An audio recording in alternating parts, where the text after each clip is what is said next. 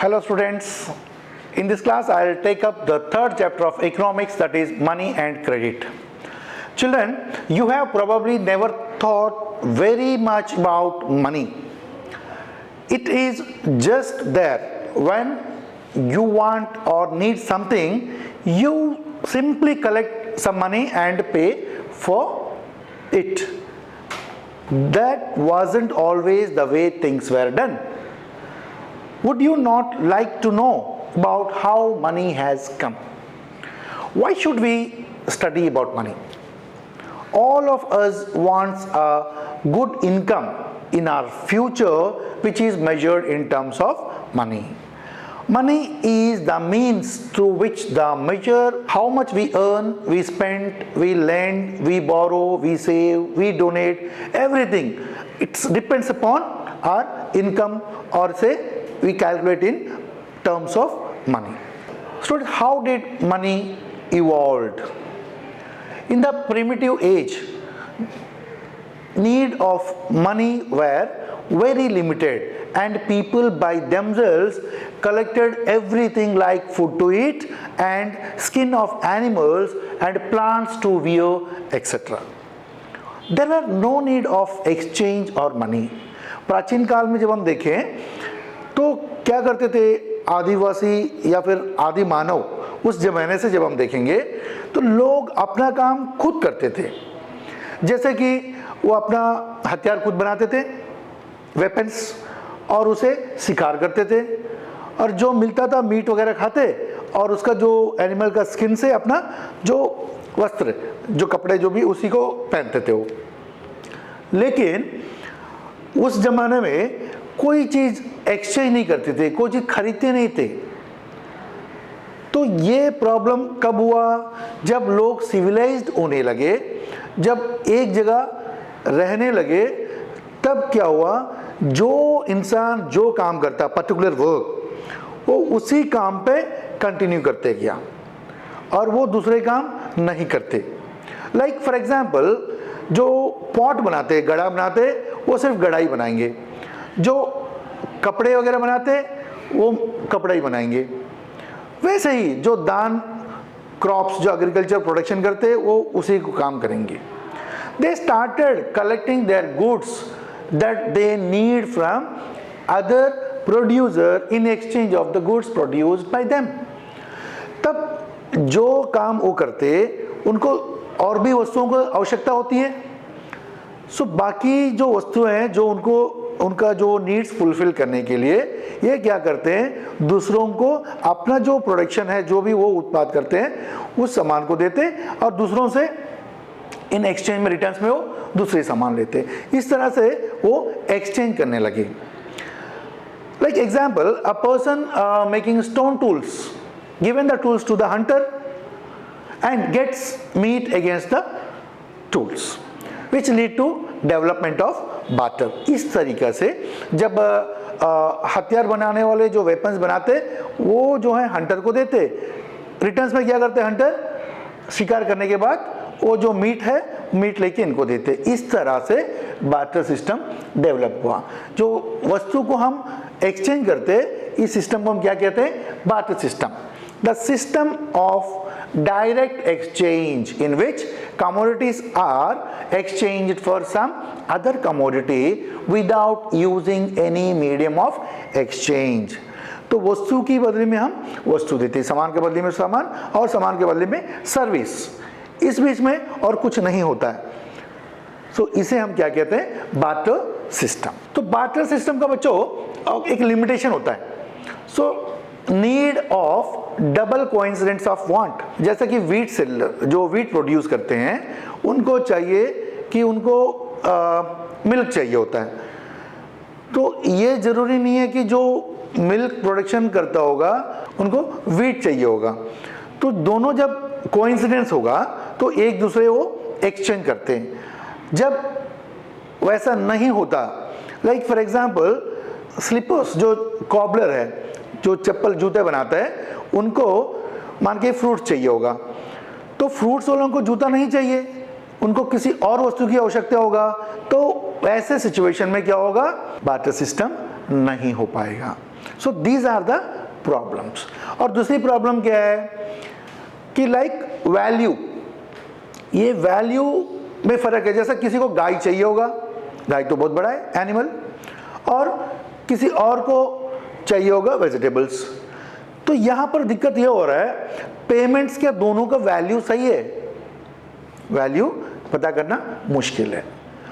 और third point क्या होता है, ट्रांसफरिंग वैल्यू।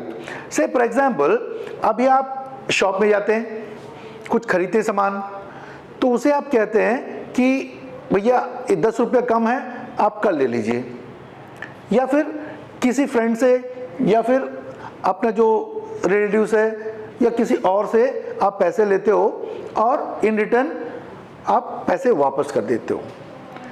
पर यहाँ पर इस बार्टर सिस्टम में ये संभव नहीं है, क्योंकि जिसका कोई वैल्यू नहीं है। आपने लिए वेजिटेबल्स, आप कल उनको रिटर्न में क्या देंगे, कितना देंगे? किसी का वेट और वैल्यू, एक स्टैंडर्ड वैल्यू नहीं होता है। तो इस वजह से ये ट्रांसफरिंग वैल्यू भी यहाँ पर पॉसिबल नहीं था। तो ये प्रॉब्लम डबल कोइंसिडेंस का भी है। डबल कोइंसिडेंस जैसे बच्चों मैंने बताया था अभी, एक पॉटर है, वो पॉट्स बनाता है, सेम टाइम इन एक्सचेंज उसको क्या चाहिए, कपड़ा चाहिए, लेकिन जो इंसान कपड़ा बनाता है उसको पॉट्स नहीं चाहिए। तो ये क्या होता है, यहाँ पर प्रॉब्लम है। So to participate barter there must be double coincidence of wants, तभी ये संभव हो पाएगा। कौन सा? Barter system. और एक चीज है कमोडिटी मनी, जिसे हम कमोडिटी मनी कहते हैं। The most primitive type of money is commodity money. Some useful commodity that is in general demand is used as an exchange medium and may serve both as means of payment and a measure of value. Example of commodity money, various commodities have historically served as money. जैसे हमने बताया था अभी, जैसा अभी cattle, tobacco, sugar, grains, nails, shell, metals etcetera, ये सारा चीज इसको कहते हैं हम कमोडिटी मनी। तो कमोडिटी के एक्सचेंज में हम कमोडिटी देते हैं उनको। But the transaction is still essentially a barter trade of one good or service for another good. तो एक और है जो cattle money. What is cattle money? To overcome the problem of transfer of value with commodity money, people started using cattle as a money. जब आपको गाय, भैंस, sheep, गोट, तो ऐसा जब जानवर चाहिए होगा आपको, तो इसके बदले में आपको जानवर ही एक्सचेंज होगा, इसके बदले में कोई और वस्तु एक्सचेंज नहीं करेंगे। Like domestic animals having common utility were used as a medium of exchange. These animals were known as cattle money. So children, how did money evolved? This will try to understand with the help of a video. Students, have you ever wondered how money is existence? Centuries ago, there were no money. So, how the people buy and sell? It all started with the barter system. Imagine the prosperous kingdom. In this kingdom, there were doing different types of works like weavers, cobblers, farmers, tailors, etc. This is Krishna, a farmer. This is Manoj, a cobbler. When Manoj needs vegetables, he goes to Krishna and exchange a pair of slippers for the vegetables he needs. Both are happy. This is known as barter system. The system by which one person could exchange goods and services produced by him with goods and services produced by another. This is called barter system. Barter system works on double coincidence principle. Two coincidences have to happen. One, that you should find someone who willing to sell what you want, and second is that the seller want that you willing to sell. But this system always work. The direct exchange of one commodity to other requires direct satisfaction of both the parties. Now Manoj needs more vegetables and goes to Krishna. But Krishna does not need more footwear, hence no barter system takes place.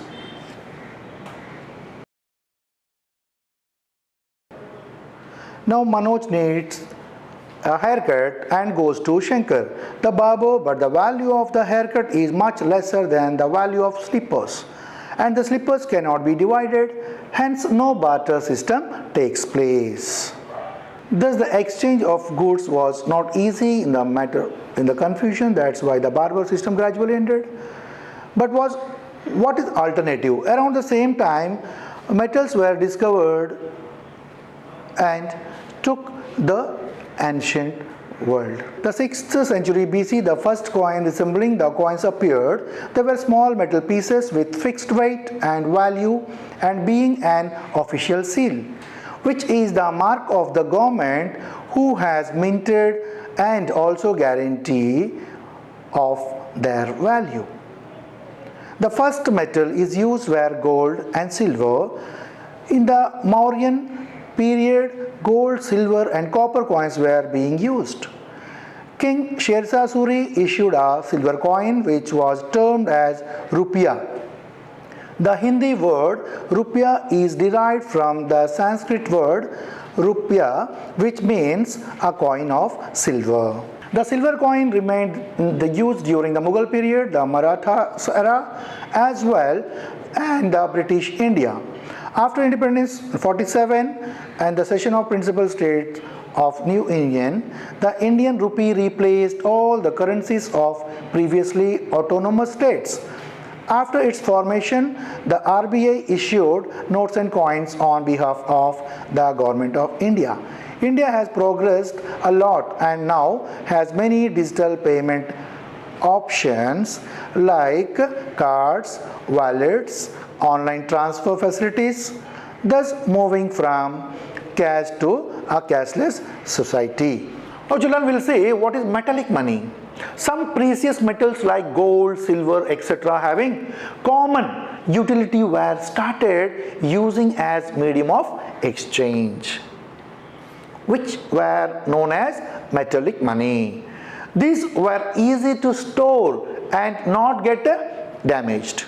Conveniently carry from one place to another, divisible in smaller parts.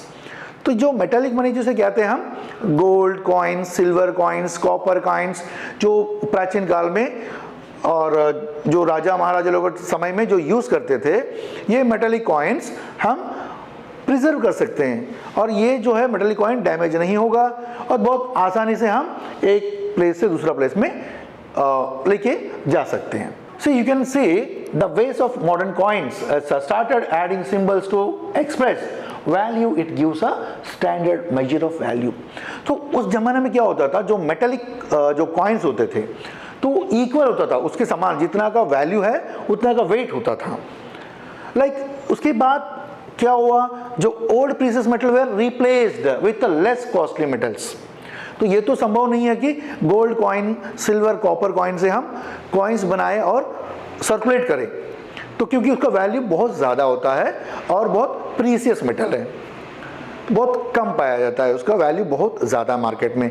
इस वजह से उसको replace किया गया metal, जो आज के ज़माने में जो हम देख सकते हैं. और आप तो काफ़ी छोटे हैं तो आप पेरेंट्स से पूछ सकते हैं, जैसे कि पुराना ज़माना में लाइक प्रीवियस जनरेशन, जो पेरेंट्स की जो जनरेशन है उन लोग देखे होंगे, तो 1 पैसे, 2 पैसा, 3 पैसा, 5 पैसे, 10 से लेकर आजकल तो वो यूज़ में नहीं है वो पैसे है. तो आप उसको देख सकते हैं कि कैसे जो कॉइन्स, जो मेटल्स जिसके थ्रू हम मीडियम ऑफ एक्सचेंज वस्तुएं खरीदते थे. एक्चुअली व्हाट इज मनी, आप टॉपिक में आते हैं, what is money. Money is something generally accepted as a medium of exchange. For example, आप शॉप पे जाते हो, बुक खरीदते हो, तो शॉपकीपर आपको बुक देता है, उनके अगेंस्ट में आप क्या करते हो, उसके बदले में आप पैसे दे देते हो. तो ये क्या हो गया, एक्सचेंज है ना. आपने पैसे दिए और दुकानदार ने आपको बुक दी है. और जो ये जो सिस्टम है, जो आप पैसे दे रहे हो आप, बुक ले रहे हो, इसे कहते हैं हम ट्रांजैक्शन। पैसे के माध्यम से आप किताब खरीदो, it's called a transaction. Now, what is transaction? Transaction is action of buying or selling something. That can be a book or any other commodity which we buy with the help of money or as a money as a medium of exchange. It's called a transaction. So children, money, in other words we can say anything which is used as a medium of exchange, store of value, measure of value and standard of deferred payments, it's called money. What is functions of money? Now we see what are the functions of money. The first one, there are 5 functions of money. First one is medium of exchange, second one is store of value, third one measure of value, fourth one transfer of value, fifth one standard of deferred payments. तो first one what is medium of exchange, जिसे अभी मैंने example बताया था, आपको किसी भी वस्तु खरीदना हो आप पैसा देकर सामान खरीदेंगे, that can be of vegetables, any commodity, any item, any services, it's called a medium of exchange. The second one is store of value. Store of value क्या होता है बच्चों? You can store the money with you, वो पैसा आप संभाल के घर पर रख सकता है, ना वो खराब होगा ना वो टूटेगा, वो कहीं नहीं जाएगा, आप उसको स्टोर कर सकते हैं। Third one is measure of value, like आप किसी भी वस्तु को आप मेजर कर सकते हैं, लाइक एक पेन खरीदते हो तो पेन का क्या प्राइस है, और एक घर खरीदना है या कार खरीदना है, एक बाइक खरीदना है, और of any sweets and all, जो भी आपको खरीदना हो तो आप बता सकते हैं कि इसका वैल्यू क्या होगा, तो उसके अनुसार आप उनको पे करेंगे, इसे कहते हैं हम measure of value. Fourth one is transfer of value. So transfer of value क्या होता है स्टूडेंट्स? हम किसी और लाइक फ्रेंड्स, रिलेटिव्स जिनको ज़रूरत है उनको हम पैसे ट्रांसफ़र कर सकते हैं, उनको अकाउंट में हम ट्रांसफ़र कर सकते हैं, या फिर पैसे एक से दूसरों तक पहुंचता है जब हम देते हैं, इसे कहते हैं transfer of value. Then fifth one is standard of deferred payments. जैसा मैंने एग्जांपल आपको बताया था पहले भी, लाइक अभी फ्रेंड से हम लाइक फॉर एग्जांपल किसी वस्तु को हम लेते हैं तो इन रिटर्न में हम वापस करते हैं, वैसे जब पैसा लेते हैं तो उस पैसे को हम वापस करते हैं। जैसे दुकानदार से हम कुछ सामान खरीदते हैं, जो कुछ डिफरेंस है पेमेंट, तो नेक्स्ट टाइम उतने ही वैल्यू हम उनको वापस करते हैं। जब पैसा ही नहीं था, जब वैल्यू नहीं था, जब रुपीस नहीं था आपके पास, उस दिनों में इस चीज़ की बड़ी दिक्कत होती थी कि कैसे, कितना, क्या हम मुझे वापस उनको लौटाना है। तो ये दिक्कत को कम करने के लिए जो पैसा इंट्रोड्यूस हुआ है, इस मनी से हम उनको उतना का वैल्यू वापस करते हैं। Other names of modern currency, जो आज का जो समय में हम पैसा यूज करते हैं, ये 3 टाइप्स हैं। एक है हाई पावर्ड मनी, दूसरा सिंबॉलिक और token money, and third one is legal tender money. Now children we talk about bank. यहां तक समझ में आ गया आपको? Now we talk about bank. Bank is a financial institution who deals with money and credit as it's a regular course of business. It accepts deposits from the depositors and grant loans to the needy borrowers. तो बच्चों आप maximum सभी लोगों का account होगा bank पे, आजकल तो मैंडेटरी हो गया, और कई सारे आप बैंक भी जा चुके होंगे। तो वहाँ पर होता क्या है जनरली, बैंक क्यों जाते हैं हम, बैंक की क्या आवश्यकता है? तो पहले ज़माना तो बैंक नहीं होता था, अभी बैंक्स का इम्पोर्टेंस बहुत ज़्यादा है in modern economy, modern world, because अब पैसे आप घर पे रखें तो उसका सिक्योरिटी सेफ्टी नहीं होगा, तो इसलिए हम क्या करते हैं, बैंक्स में अपना अकाउंट ओपन करके बैंक में पैसा डिपॉजिट करते हैं। जिनके पैसा है वो बैंक में डिपॉजिट करेंगे, और जिनके पास पैसा नहीं है और जिनका आवश्यकता है, like investment, for business, for studies, for other purposes, हम बैंक से लोन लेते हैं for different purpose, like farmers and all. Accepting deposits, granting loans, providing safety to valuables of customers, transferring funds from one place to another for customer, accepting payment for customer, making payment on behalf of customer, like paying electricity bill, insurance premium, and you can take nowadays through bank payment or through internet payment, you can pay any bill or buy any commodity, any item, product sitting at home through internet banking. The major types of deposits, we discuss major types of deposits: demand deposit and term deposit. There are two types. What is demand deposit? Withdrawable at any time. You can withdraw money at any time. That is called a demand deposit. It includes deposit in current account and saving account. So बच्चों, current account, saving account क्या होता है? जो हम generally सभी लोग अपना account open करते हैं, ये हमारा सेविंग्स अकाउंट है. जितना अपना इनकम अर्न करते हैं, खर्च होने के बाद जितना हम बचाते हैं, जो सेव करते हैं, उस अमाउंट को हम डिपॉजिट करते हैं बैंक्स में, जिससे हमें क्या होगा? इंटरेस्ट मिलता है. तो ये हो गया सेविंग अकाउंट. दूसरा तो जो करंट अकाउंट, जो बिजनेसमैन और जो शॉपकीपर है, इंडस्ट्रियलिस्ट जो पैसे वाले हैं, वो लोग करंट अकाउंट ओपन करते हैं. On the other hand term deposit क्या होता है बच्चों? Withdrawable after a certain period of time. It includes deposit in fixed deposit, recurring deposit. आपने सुने होंगे फिक्स डिपॉजिट. पेरेंट्स क्या करते हैं? 2 साल, 5 साल, 10 साल के लिए पैसा फिक्स कर देते हैं. जब आप बड़े होंगे, वो आपका हायर एजुकेशन के लिए काम आएगा. तो इसे कहते हैं हम फिक्स डिपॉजिट, जिसमें इंटरेस्ट रेट ज़्यादा मिलता है. Children, demand deposit is a modern form of money. Demand deposit can be withdrawn at any time through check or ATM or DD. It can be used to make payment or purchase at any time through check, debit card, net banking, etc. It has purchasing power. Anything having purchasing power is money. Therefore, demand deposits is money. Now we talk about check. It is a written document with which a depositor orders his banker to pay a certain amount to himself or to the bearer or to a certain person. You can see reflecting the checks example like account number, check number, amount and date. And the other important thing is name of payee, whom you are paying, whom you want to pay, need to write. So these are the important thing. Another one is date.